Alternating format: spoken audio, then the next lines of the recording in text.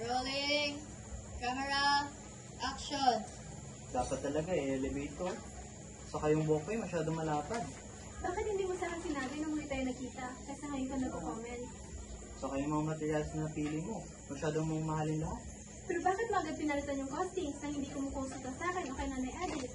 Bash, trabaho natin ma-meet yung budget ng kliyente. Pero hindi ka pwede magpalit agad ng materials dahil gusto mo magtipid. Masyado yata kayo nag-prepare sa timetable. Nagmamadali kayo, kaya tuloy nag-argue kayo. Just relax. Take it easy, okay? Masisira yung overall style ng design. Oh, alam mo, wala akong punto aesthetics na yun kung hindi naman. Anong walang point? Pinaghirapan ko pag-isipin yung detalye na yon, tapos papalitan mo lang kasi mahal? Wala mo akong gustong papangitin eh.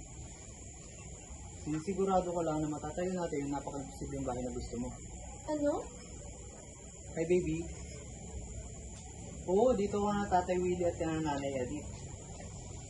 Kaya po ako. Kapalitan ko po yung... Teka lang, lobat ako ha. Tawagan kita ulit. Tawagan na lang kita ulit. Love you.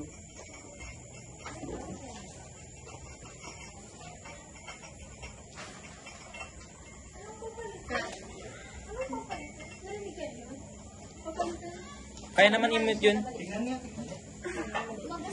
Uy, paano na? Doon yung sa baba. Papindot.